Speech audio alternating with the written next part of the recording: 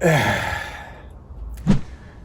I have to admit, this problem has been going on for about a year now, and every once in a while, I just do that, push that weather stripping back up to where it goes, and about a month later it would sag again. Coming up, I'm going to show you what glue is specifically designed to fix this problem and the steps that you got to take to apply it properly. Today's episode of Tool Demo starts right now.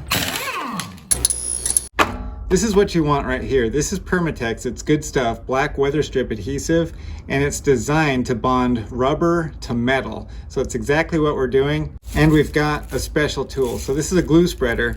I was able to find this at the Jack in the Box. I ordered a chicken sandwich and the young lady behind the glass gave me this for free. And when I was done with my chicken sandwich, I even had some shop towels left over. All right, let's get started. First things first, we gotta make sure that this surface here and the inside of the weather stripping is clean so that that glue is going to work.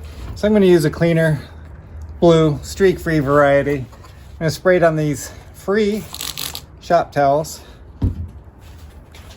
Give it a wipe on both sides. And then also inside the weather stripping. Amazon comes in handy for this kind of stuff. That's where I found this glue.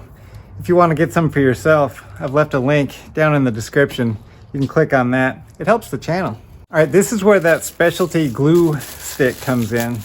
This glue spreading tool.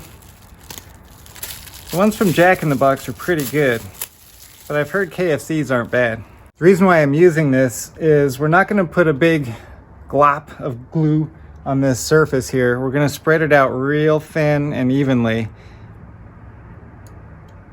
So I've just got a little bit there on the edge of that tool, and we're gonna spread it out. If you just have like a glop of glue, like a really thick layer, it's not gonna stick. It's just gonna stay soupy and it'll keep falling down.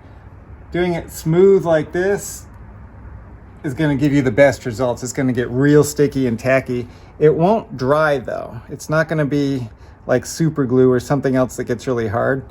This is just going to stay real tacky. So if you need to take this weather stripping off, you can actually do it and then reapply it when you're done.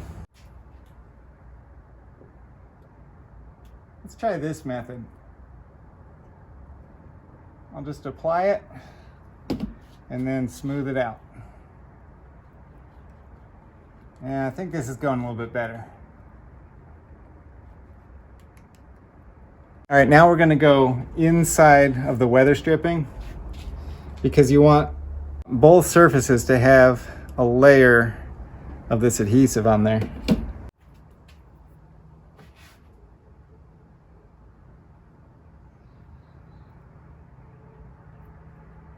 This stuff is pretty drippy, almost like a white glue, like the kind of stuff you used when you were in elementary school, or at least the kind that I used. So it's kind of like that, but it gets really tacky and thick as it sits.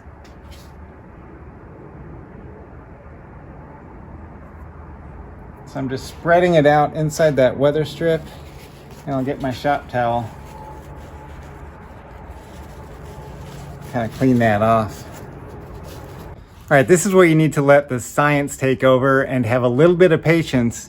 Let it set for about 10 minutes before you put that up, and it'll get nice and tacky and it won't fall back down. All right, so don't be a ding dong like me. Read the directions. It says this is a skin and eye irritant. Don't get it on your skin.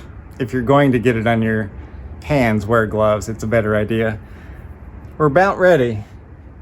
Let me take you in for a closer look. See what it looks like after it's set up.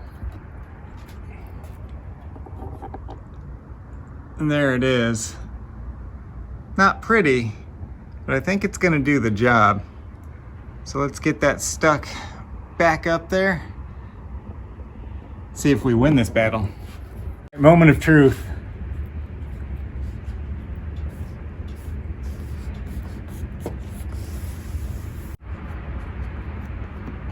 Oh yeah, that's definitely stuck on there. So before, if I push it back up there, I can just grab here and pull it back down. It took no effort at all. And, you know, gravity takes over in a couple of weeks, a month, something like that, and it'll just kind of fall down. That's permanent. We got to fix. You've got to see the bucket test. Click right over here to see my Snap-on versus Vessel screwdriver shootout.